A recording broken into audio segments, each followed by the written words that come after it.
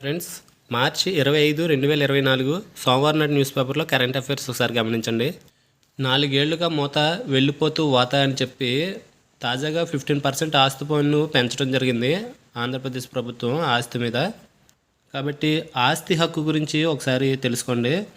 భారత రాజ్యాంగంలో మొట్టమొదటిసారిగా ప్రాథమిక హక్కులు ఎన్ని చేర్చారు అని అంటే 7 ప్రాథమిక హక్కులను చేర్చారు. అందులో ఆస్తి హక్కు కూడా ఉండేది. ఇప్పుడు ఈ ఆస్తి హక్కుని 1978లో రాజ్యాంగంలో 44వ రాజ్యాంగ సవరణ చేసి ప్రాథమిక హక్కుల నుంచి ఈ ఆస్తి హక్కుని తీసివేయడం జరిగింది. ఇలా తీసివేసినటువంటి ఆస్తి హక్కుని భారత రాజ్యాంగంలో 12వ భాగంలోని 300A అధికరణ కింద చేర్చి చట్టపరమైన హక్కుగా చేయటం జరిగింది. ఆస్తి హక్కు ప్రజెంట్ ఏ హక్కు అని అంటే చట్టబద్ధమైన హక్కు. ఎన్నో భారత రాజ్యాంగంలో ఆస్తి హక్కు గురించి తెలిపేటటువంటి ఆర్టికల్ ఏది అని అంటే 300A అధికరణ. ఆస్తి హక్కు ఎన్నో భాగంలో ఉందంటే 12వ భాగంలో ఉంది. ఎన్నో రాజ్యాంగ సవరణ ద్వారా ఏ సంవత్సరంలో చేశారు అని అంటే చట్టబద్ధమైన హక్కుగా 44వ రాజ్యాంగ సవరణ ద్వారా 1978లో చేయడం జరిగింది. ఎస్సీ వర్గీకరణ ఎన్డీఏతోనే సాధ్యం అని చెప్పి ఒక ఆర్టికల్ రాయడం జరిగింది. ప్రజెంట్ ఎస్సీ వర్గీకరణ చేయమని చెప్పి డిమాండ్ చేయడం జరుగుతుంది. ప్రస్తుతం నేషనల్ ఎస్సీ కమిషన్ చైర్మన్ ఎవరు అని అంటే కొత్త ఆయన వచ్చాడు. ఈయన కిషోర్ మక్వానా జాతీయ ఎస్సీ కమిషన్ చైర్మన్. అదేవిధంగా జాతీయ ఎస్టీ కమిషన్ చైర్మన్ ప్రజెంట్ ఎవరు అని అంటే Harsha Chauhan. SC ST BC chairman పేర్లు నేషనల్ జాతీయ స్థాయిలో ఎస్సీ ఎస్టీ బీసీ చైర్మన్ పేర్లు ఖచ్చితంగా తెలుసుకోవాలి. జాతీయ బీసీ కమిషన్ చైర్మన్ ఎవరు అని అంటే హన్స్రాజ్ గంగారం. జాతీయ BC commission chairman Hansraj Gangaram. Present ఆంధ్రప్రదేశ్లో అసెంబ్లీ అండ్ లోక్సభ స్థానాలకి ఎలక్షన్స్ జరగబోతున్నాయి. ఆంధ్రప్రదేశ్ లోక్సభ స్థానాలు ఎన్నంటే 25. ఈ 25లో ఎస్సీలకు కేటాయించినటువంటి స్థానాలు ఎంత అని అడుగుతాడు. ఎస్సీ సంబంధించినటువంటి నియోజకవర్గాలు 4. బీసీ ఓసీ జనరల్ కేటగిరీలో 25లో 20 కేటాయించడం జరిగింది. ఎస్సీలకి 4 నియోజకవర్గాలు కేటాయించడం జరిగింది. ఎస్టీలకి ఎన్ని నియోజకవర్గాలు కేటాయించారంటే 1. గుర్తుపెట్టుకోండి, ఇంపార్టెంట్. కేజ్రీవాల్ని అరెస్ట్ చేయడం జరిగింది. కస్టడీ నుంచే పాలన చేయడం జరుగుతుంది. కేజ్రీవాల్ ఢిల్లీ యొక్క ముఖ్యమంత్రి. ప్రజెంట్ పదవిలో ఉండగా అరెస్ట్ చేయబడినటువంటి మొట్టమొదటి ముఖ్యమంత్రి ఎవరనంటే అరవింద్ కేజ్రీవాల్. ఏ కేసులో అంటే మద్యం కుంభకోణం కేసులో అరెస్ట్ చేయడం జరిగింది ఈడీ అధికారులు. ఈడీ అంటే ఎన్ఫోర్స్మెంట్ డైరెక్టర్. ఈ ఎన్ఫోర్స్మెంట్ డైరెక్టర్ ప్రజెంట్ చీఫ్ ఎవరు అంటే ప్రజెంట్ చీఫ్ రాహుల్ నవీన్. సంజయ్ కుమార్ పదవీ విరమణ చేసిన తర్వాత కొత్తగా రావడం జరిగింది Rahul Naveen. Present ED director general ఎవరైనంటే రాహుల్ నవీన్. ఇంపార్టెంట్. ఢిల్లీ యొక్క అసెంబ్లీ స్థానాలు ఎన్ని అని అడుగుతాడు. ఢిల్లీ యొక్క అసెంబ్లీ స్థానాలు 70. ఢిల్లీ లోక్సభ స్థానాలు ఎన్ని అని అంటే 1. ఢిల్లీ కూడా లోక్సభ స్థానాలకి ఎలక్షన్ జరగబోతున్నాయి. ఢిల్లీ యొక్క లోక్సభ స్థానాలు ఎన్ని అని అడుగుతాడు 1. సంరక్షణ కొరబడి సంక్షోభం అని చెప్పి నీటిని కాపాడుకోకపోతే జరిగేటటువంటి తీవ్ర పరిణామాల గురించి ఒక ఆర్టికల్ రాయటం జరిగింది. ఇది మంచినీటికి సంబంధించినటువంటి ఆర్టికల్. ఇది చాలా ఇంపార్టెంట్. ఇందులో ఐక్యరాజ్య సమితి నీటి అభివృద్ధి నివేదిక ప్రకారము 2024 ఐక్యరాజ్య సమితి నీటి అభివృద్ధి నివేదిక ప్రకారం ప్రపంచవ్యాప్తంగా ఎంత శాతం మంది ప్రజలు సురక్షిత తాగునీటికి దూరంగా ఉన్నారు అని చెప్పి నివేదిక ఇవ్వడం జరిగింది అని అడుగుతాడు. క్వశ్చన్ చాలా ఇంపార్టెంట్. ఇటీవల కాలంలో వచ్చినటువంటి నివేదిక ఇది. 26% మంది ప్రజలు సురక్షిత మంచినీటికి దూరంగా ఉన్నారు. తాగునీటికే కాకుండా ఎక్కువగా వ్యవసాయానికి భారతదేశము, ఇతర దేశాలు, చైనా వంటి దేశాలు అత్యధికంగా వ్యవసాయానికి ఈ మంచినీటిని ఎక్కువగా ఉపయోగిస్తున్నారని చెప్పి కూడా రాయటం జరిగింది. ఇందులో ప్రపంచ జనాభాలో భారతదేశం ఎంత వాటాను కలిగి ఉంది అని అడుగుతాడు. ప్రపంచ జనాభాలో 18% భారతదేశం కలిగి ఉంది. ఇంపార్టెంట్ పాయింట్ ఇది. అదేవిధంగా ప్రపంచ నీటి వనరుల్లో భారతదేశం ఎంత శాతం వాటా కలిగి ఉందంటే 4%. ప్రపంచ నీటి వనరుల్లో భారతదేశం వాటా ఎంత అంటే 4%. జనాభాలో ఎంత శాతం వాటా కలిగి ఉందంటే 18%. ఇంపార్టెంట్ ఈ 2 పాయింట్లు. అదేవిధంగా కేంద్ర జల సంఘం గుణాంకాల కేంద్ర జల సంఘం గుణాంకాల ప్రకారము వర్షాల ద్వారా దేశానికి ప్రతి సంవత్సరం ఎన్ని బిలియన్ల ఘనపు మీటర్ల నీరు సమకూరుతుంది అని అడుగుతాడు. ఏటా 4000 బిలియన్ల ఘనపు మీటర్ల నీరు సమకూరుతుంది ఓన్లీ వర్షాల ద్వారా. దీన్ని కేంద్ర జల సంఘం నిర్ధారించడం జరిగింది. ఇలా ప్రపంచంలో సేంద్యానికి అత్యధికంగా నీటిని ఉపయోగించేటటువంటి దేశం ఏది అని అడుగుతాడు. ఇండియా. ప్రపంచంలో సేద్యానికి అత్యధికంగా నీటిని వినియోగిస్తున్న దేశం ఇండియా. ఆహార ఉత్పత్తుల్లో అగ్రస్థానం ఆహార అంటే కూరగాయలు ఇటువంటి వాటిని ఈ ఆహార ఉత్పత్తుల్ని ఎక్కువగా ఉత్పత్తి చేస్తున్నటువంటి దేశాలు ఏమిటంటే బ్రెజిల్, సెకండ్ ప్లేస్ అమెరికా, మూడో ప్లేస్ చైనా ఉన్నాయి. ఇలా నీటిని కాపాడుకోవటం కోసం భారతదేశం కూడా కొన్ని నదుల్ని ప్రక్షాళన చేయాలి అని చెప్పి లక్ష్యంగా పెట్టుకుంది. అందులో భాగంగానే నమామి గంగే అనే ప్రాజెక్టును కూడా చేపట్టడం జరిగింది. నమామి గంగే ప్రాజెక్టు దేనికి సంబంధించింది అని అడుగుతాడు. ప్రజెంట్ భారతదేశంలో ఉన్నటువంటి గంగా నదిని ప్రక్షాళన చేసి గంగా నదిని శుభ్రం చేయటం కోసం ప్రవేశపెట్టినటువంటి ప్రాజెక్టే నమామి గంగే ప్రాజెక్టు. ఏ సంవత్సరంలో ఈ ప్రాజెక్టుని స్టార్ట్ చేశారంటే 2014 జూన్లో 20,000 కోట్ల రూపాయలతో ఈ నమామి గంగా ప్రాజెక్టుని చేపట్టడం జరిగింది కేంద్రం. చాలా ఇంపార్టెంట్ పాయింట్ ఇది. అందులో భాగంగా గంగా నది గురించి చూసుకున్నట్లయితే గంగా నది భారతదేశంలో ఎన్ని రాష్ట్రాల గుండా ప్రవహిస్తుంది అని అడుగుతాడు. 5 రాష్ట్రాల గుండా ప్రవహిస్తుంది. అందులో ఉత్తరాఖండ్, ఉత్తరప్రదేశ్, బీహారు, జార్ఖండ్, పశ్చిమ బెంగాల్ ఈ 5 రాష్ట్రాల గుండా గంగానది ప్రవహిస్తూ గంగానది జన్మస్థానం ఏ రాష్ట్రంలో ఉందనంటే ఉత్తరాఖండ్లో ఉంది. ఉత్తరాఖండ్లో భగీరథ, అలకనంద అనే 2 నదులు పుట్టడం జరిగింది. అవి 2 దేవప్రయాగ దగ్గర, ఉత్తరాఖండ్లోనే శివాలిక్ పర్వతాల దగ్గర దేవప్రయాగ దగ్గర కలుసుకుని భారతదేశంలో ఈ 5 రాష్ట్రాల గుండా ప్రవహించడం జరుగుతుంది. గంగానది యొక్క మొత్తం పొడవు ఎంత అనంటే గంగానది భారతదేశం, బంగ్లాదేశ్లోని రెండాటిలోని కలుపుకుంటే 2,525 కిలోమీటర్లు ప్రవహిస్తుంది. ఇందులో ఓన్లీ భారతదేశంలో ఎన్ని వేల కిలోమీటర్లు ప్రవహిస్తుందంటే 2,100 కిలోమీటర్లు ఓన్లీ భారతదేశంలో ప్రవహించడం జరుగుతుంది. ఇది చివరగా పశ్చిమ బెంగాల్ రాష్ట్రంలోని ఫరక్కా దగ్గర భగీరథ, పద్మ అనే 2 శాఖలుగా విడిపోతుంది. ఇందులో పద్మ నది బంగ్లాదేశ్లోకి ప్రవేశించి అక్కడ బ్రహ్మపుత్ర నదితో కలిసి ఏ నదిగా మారుతుంది అని అంటే మేఘన నదిగా మారుతుంది. పద్మా నది పశ్చిమ బెంగాల్లో భగీరథ, పద్మ అనే 2 శాఖలుగా విడిపోయిన తర్వాత ఈ పద్మా నది బంగ్లాదేశ్లోకి ప్రవేశించి అక్కడ బ్రహ్మపుత్ర నదితో కలిసి మేఘన నదిగా మారటం జరుగుతుంది. భారతదేశ నదీ వ్యవస్థలో అతిపెద్ద నదీ వ్యవస్థ ఏదనంటే ఈ గంగా నది వ్యవస్థ. భారతదేశంలో అతి పొడవైన నది ఏమిటి అంటే గంగా నది. ఈ గంగా నది ఉపనదులు ఒకసారి చూడండి. ఉపనదులు చూసుకున్నట్లయితే శారదా, రామ్గంగా, గండక్, గాగ్రా, కోసి, బాగమతి, మహానంద, చంబల్, బెట్వా, కెన్, సోన్, దామోదర్, టాన్స్, చివరిగా యమున. గంగా నది ఉపనదుల్లో అతి పొడవైన ఉపనది ఏది అని అంటే యమునా నది. అంతేకాకుండా భారతదేశం నేపాల్, భూటాన్ ప్రభుత్వాలతో సంయుక్తంగా కొన్ని ప్రాజెక్టులను కూడా రూపొందించడం జరిగింది. ఈ ప్రాజెక్టులను కూడా అడగొచ్చు, చాలా ఇంపార్టెంట్ ప్రాజెక్టులు ఇవి. సంకోష్ ప్రాజెక్టు ఇండియా, భూటాను సంయుక్తంగా కలిసి నిర్మించడం జరిగింది. ఏ నది మీద సంకోష్ ప్రాజెక్టుని నిర్మించారు అని అడుగుతాడు. సంకోష్ నది మీద నిర్మించడం జరిగింది. అదేవిధంగా పంచేశ్వర ప్రాజెక్టు ఇండియా, నేపాల్ గుర్తుపెట్టుకోండి. ఇండియా, భూటాను సంకోష్ ప్రాజెక్టు అది ఇండియా, నేపాల్ 2 ప్రభుత్వాలు కలిసి భాగస్వామ్యంతో నిర్మించినటువంటి ప్రాజెక్టు ఏమిటి అంటే పంచేశ్వర ప్రాజెక్టు. పంచేశ్వర ప్రాజెక్టు ఏ నది మీద ఉందనంటే మహంకాళి నది మీద ఉంది. అదేవిధంగా ఇండియా, నేపాల్ మహంకాళి ప్రాజెక్టును కూడా చేపట్టడం జరిగినాయి. ఈ 2 ఇండియా, నేపాల్ భాగస్వామ్యంతో మహంకాళి ప్రాజెక్టును కూడా నిర్మించడం జరిగింది. ఇది కూడా మహంకాళి నది మీదే ఉంది. మహంకాళి ప్రాజెక్టు ఏ నది మీద ఉందంటే మహంకాళి. పంచేశ్వర ప్రాజెక్టు ఏ నది మీద ఉంది అని అడుగుతాడు. మహంకాళి నది మీదే ఉంది. Sharada barrage project India, Nepal 2 దేశాల ప్రభుత్వాలు భాగస్వామ్యంతో నిర్మించడం జరిగింది. శారదా బ్యారేజ్ ఏ నది మీద ఉందంటే శారదా నది మీద ఉండటం జరిగింది. కోసి ప్రాజెక్టు భారతదేశంలో బీహార్ రాష్ట్రము, ఇది ఇంపార్టెంట్, మరియు నేపాల్ దేశం 2 దేశాల ప్రభుత్వాల భాగస్వామ్యంతో నిర్మించినటువంటి ప్రాజెక్టు ఏమిటంటే కోసి ప్రాజెక్టు. సన్ కోసి అనే నది మీద ఈ ప్రాజెక్టు ఉంది.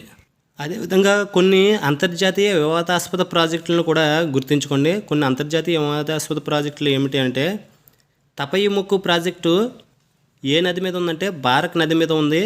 కానీ ఇది ఏ 2 దేశాల మధ్య వివాదాస్పద ప్రాజెక్టు అంటే బంగ్లాదేశ్, ఇండియా మధ్య ఉన్నటువంటి వివాదాస్పదమైన ప్రాజెక్టు తపయిముక్కు బారక్ నది మీద ఉంది.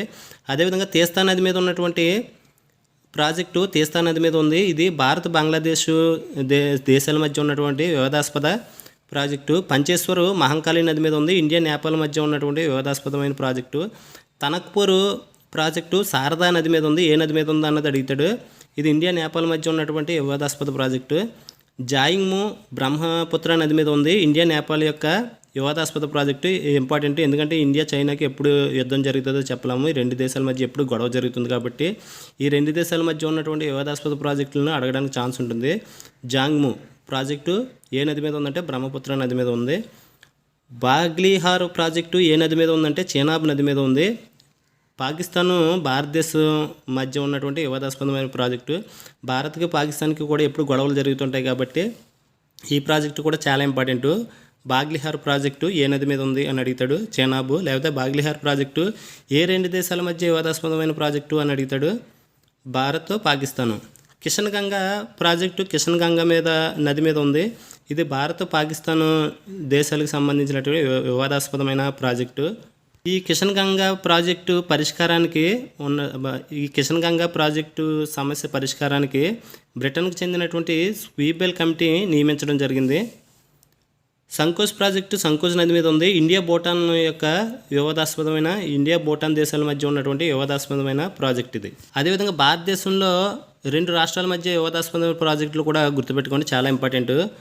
మహదాయి ప్రాజెక్టు జోవారి నది మీద ఉంది. ఏ నది మీద ఉంది అన్నది చాలా ఇంపార్టెంట్. జోవారి నది మీద ఉంది. గోవా కర్ణాటక మధ్య ఉన్నటువంటి వివాదాస్పదమైన ప్రాజెక్ట్ ఇది. ఆల్మట్టి ప్రాజెక్టు కృష్ణా నది మీద ఉంది. కర్ణాటక, తెలంగాణ, ఆంధ్రప్రదేశ్ ఈ మూడు రాష్ట్రాల ఉమ్మడి వివాదాస్పద ప్రాజెక్టు ఏమిటి అంటే ఆల్మట్టి ప్రాజెక్టు కృష్ణా నది మీద ఉంది. తుంగభద్ర ప్రాజెక్టు తుంగభద్ర నది మీద ఉంది. ఆంధ్రప్రదేశ్, కర్ణాటక రాష్ట్రాల ఉమ్మడి వివాదాస్పదమైన ప్రాజెక్ట్ ఇది. బాబ్లీ ప్రాజెక్టు గోదావరి నది మీద ఉంది. ఇది మహారాష్ట్ర, ఆంధ్రప్రదేశ్, తెలంగాణ ఈ మూడు రాష్ట్రాల ఉమ్మడి వివాదాస్పదమైన ప్రాజెక్టు గుర్తుపెట్టుకోండి. ఆంధ్రప్రదేశ్, కర్ణాటక, తెలంగాణ, ఆంధ్రప్రదేశ్ ఉమ్మడి వివాదాస్పదమైన ప్రాజెక్టు ఆల్మట్టి. ఇందులో ఆ మహారాష్ట్ర, ఆంధ్రప్రదేశ్, తెలంగాణ ఉమ్మడి వివాదాస్పదమైన ప్రాజెక్ట్ ఏది అని అడుగుతాడు. లేకపోతే బాబ్లీ ప్రాజెక్టు ఏ రాష్ట్రాలకు మధ్య వివాదాస్పదమైన ప్రాజెక్టు అని అడుగుతాడు. మహారాష్ట్ర, ఆంధ్రప్రదేశ్, తెలంగాణ గోదావరి నది మీద ఉంది. అదేవిధంగా మెట్టూరి ప్రాజెక్టు కావేరీ నది మీద ఉంది. కర్ణాటక, తమిళనాడుకి మధ్య వివాదాస్పదమైన ప్రాజెక్టు. పాలాగ్ నది మీద ఉంది. తమిళనాడు, ఆంధ్రప్రదేశ్ యొక్క వివాదాస్పదమైన ప్రాజెక్టు. తెహ్రీ నది మీద ఉంది. ఉత్తరాఖండ్ యొక్క వివాదాస్పదమైన ప్రాజెక్టు. ముళ్ళ పెరియార్ నది మీద ఉంది. కేరళ, తమిళనాడు. ఈ వివాదాన్ని పరిష్కరించడానికి ఎస్ఎస్ ఆనంద్ కమిటీని ఏర్పాటు చేయడం జరిగింది. హోగినకల్ ప్రాజెక్టు కావేరీ నది మీద ఉంది. కేరళ, తమిళనాడు రాష్ట్రానికి చెందినటువంటి వివాదాస్పదమైన ప్రాజెక్టు. పోలార్ నది మీద ఉంది. ఆంధ్రప్రదేశ్, తమిళనాడు వివాదాస్పదమైన ప్రాజెక్టు. యమునా నది మీద ఉంది. యమునా ప్రాజెక్టు. ఉత్తరప్రదేశ్, హర్యానా, పంజాబ్, ఢిల్లీ యొక్క ఉమ్మడి వివాదాస్పదమైన project Yamuna project. Sutlej project Sutlej నది మీద ఉంది. హర్యానా, పంజాబ్, రాజస్థాన్ యొక్క వివాదాస్పదమైన ప్రాజెక్టు. ఈ ప్రాజెక్టు చాలా ఇంపార్టెంట్, నోట్ చేసుకోండి. మిర్చి రైతుకు నష్టాల ఘాటు అని చెప్పి ఒక ఆర్టికల్ రాయడం జరిగింది. ఇటీవల కాలంలోనే కర్ణాటక రాష్ట్రంలోని హవేరీ జిల్లాలో బ్యాగడి వ్యవసాయ మార్కెట్లో ఎండుమిర్చి కొనుగోలు ధరను వ్యాపారులు ఒకసారిగా తగ్గించేశారని చెప్పి అది తట్టుకోలేనటువంటి కర్ణాటక, ఆంధ్రప్రదేశ్, తెలంగాణ రాష్ట్రాలకు చెందినటువంటి రైతులు మార్కెట్ కార్యాలయాన్ని తగలబెట్టేయడం జరిగింది. దీనివల్ల చాలా వాహనాలు, చాలా ఆస్తి నష్టం కూడా జరిగింది. కాబట్టి బ్యాగడి వ్యవసాయ మార్కెట్ దేనికి ప్రసిద్ధి అని అడుగుతాడు, ఎండుమిర్చి. లేకపోతే బ్యాగడి వ్యవసాయ మార్కెట్ ఏ రాష్ట్రంలో ఉంది అని అడుగుతాడు, కర్ణాటక. లేకపోతే ఏ జిల్లాలో ఉందని అడిగినా హవేరీ జిల్లా. చాలా ఇంపార్టెంట్ పాయింట్ ఇది. భారతదేశం నుంచి ఎండుమిర్చి ఎన్ని దేశాలకు ఎగుమతి అవుతుందంటే 120 దేశాలకి ఎగుమతి అవుతుంది. ఎండుమిర్చి ఉత్పత్తిలో ఏ రాష్ట్రాలు అగ్రస్థానంలో ఉన్నాయి అని అడిగితే ఆంధ్రప్రదేశ్, తెలంగాణ అగ్రస్థానంలో ఉన్నాయి. తర్వాత ప్లేసు మధ్యప్రదేశ్, కర్ణాటక, ఒడిశా, పశ్చిమ బెంగాల్ ఉన్నాయి. తెలుసుకోండి ఖాతాదారులు ఇబ్బందులు అని చెప్పి బ్యాంక్ అకౌంట్ హోల్డర్స్ గురించి ఒక ఆర్టికల్ రాయడం జరిగింది. ఇందులో ఎప్పుడుగా మనం కేవైసీ చేయించుకున్నారా అని చెప్పి అడుగుతూ ఉంటారు బ్యాంకు వాళ్ళు వివిధ రకాలుగానే. ఈ కేవైసీ వెబ్రివేషన్ ఏంటంటే చాలామందికి తెలియదు. కేవైసీ అంటారు, కానీ కేవైసీ అంటే నవ్ యువర్ కస్టమర్. కేవైసీ వెబ్రివేషను తెలుగులో మీ వినియోగదారుడి గురించి తెలుసుకో. చాలా ఇంపార్టెంట్. కేవైసీ ఎక్కువ నిత్యం మన మధ్యన మెదిలేటటువంటి వర్డ్స్ యొక్క వెబ్రివేషన్ చాలామందికి తెలియదు. యూపీఐ అంటే ఏంటో తెలీదు, ఎస్బీఐ అంటే ఏంటో తెలీదు. పాన్ కార్డులో పిన్ను ఇలాంటి పదాలు మనం రోజు పలుకుతూ ఉంటాం, కానీ ఆ పదాల యొక్క విబ్రివేషన్స్ చాలామందికి తెలీదు. కాబట్టి ఈ కేవైసీ కూడా ఎక్కువగా జనాల మధ్యన నలుగుతున్నటువంటి వర్డ్ ఇది. KYC abbreviation know your customer. భారతదేశంలో నగదు అక్రమ చలామణి చట్టాన్ని, మనీ లాండరింగ్ చట్టాన్ని ఏ సంవత్సరంలో రూపొందించారని అడుగుతాడు. 2002. సెబీ ప్రస్తుతం చైర్మన్ ఎవరు అని అంటే, సెబీ ప్రస్తుత chairman Madhuri Puri Buch. SEBI abbreviation కూడా అడుగుతాడు. Stock exchange board of India, SEBI abbreviation. TB వ్యాక్సిన్పై క్లినికల్ పరీక్షలు ప్రారంభం అని చెప్పి భారత్ బయోటెక్ ఇంటర్నేషనల్ వెల్లడించడం జరిగింది. టీబీ అంటే క్షయవ్యాధి. ఈ క్షయవ్యాధి నిరోధానికి తలపెట్టినటువంటి వ్యాక్సిన్ పేరు ఏంటని అడుగుతాడు. ఎంటీబీ వ్యాకో. ఈ వ్యాక్సిన్ భారతదేశంలో కొంతమంది మీద ప్రయోగించడం జరుగుతుందని చెప్పి భారత బయోటెక్ ఇంటర్నేషనల్ ప్రకటించడం జరిగింది. ఈ ఎంటీబీ వ్యాక్సిన్ని ఎవరు తయారు చేశారు అని అడుగుతాడు. స్పెయిన్ బయోఫార్మ్ న్యూట్రికల్ కంపెనీ బయోఫ్రాబ్రిక్ ఈ వ్యాక్సిన్ను అభివృద్ధి చేసింది. చాలా ఇంపార్టెంట్. స్పెయిన్ బయోఫార్మ్ న్యూట్రికల్ కంపెనీ ఈ ఎంటీబీ అనే వ్యాక్సిన్ అభివృద్ధి చేయడం జరిగింది. మానవ మూలాల నుంచి తీసుకుని అభివృద్ధి చేసినటువంటి తొలి టీబీ వ్యాక్సిన్ ఇది. చాలా ఇంపార్టెంట్. రష్యాలో ఇటీవల కాలంలోనే ఉగ్రవాదులు అటాక్ చేయడం జరిగింది. ఈ ఉగ్రవాదుల అటాక్లో 137 మంది వరకు చనిపోవడం జరిగింది. ఉగ్రవాదులు అటాక్ చేసినటువంటి ఫంక్షన్ హాల్ ఏమిటంటే రష్యా రాజధాని మాస్కోలో ఉన్నటువంటి క్రాకస్ సిటీ హాలు. ఇందులో ఇది కచేరీ హాలు, అతిపెద్ద కచేరీ హాలు. ఇందులో ఉగ్రవాదులు ప్రవేశించి ఇష్టం వచ్చినట్టు కాల్పులు జరగడం వలన 137 మంది వరకు చనిపోవడం జరిగింది. ఇందులో రష్యా అధ్యక్షుడి పేరు వ్లాదిమిర్ పుతిన్. ఈ అటాక్ ఏ ఉగ్రవాద సంస్థ చేసింది అని అడుగుతాడు. ఇస్లామిక్ స్టేట్ ఐసిస్కే చేయటం జరిగింది. నైజీరియా కిడ్నాపర్ల చెర నుంచి 137 మంది చిన్నారులకు విముక్తి అని చెప్పి ఒక ఆర్టికల్ రాశాడు. చాలా ఇంపార్టెంట్. ఎందుకంటే నైజీరియాలోని ఒక స్కూల్ మీద కొంతమంది దుండగులు దాడి చేసి ఆ స్కూల్లో ఉన్నటువంటి 287 మంది విద్యార్థుల్ని కిడ్నాప్ చేసి అడవుల్లోకి తీసుకుపోవడం జరిగింది. అది ఎక్కడ జరిగింది అని అడుగుతాడు.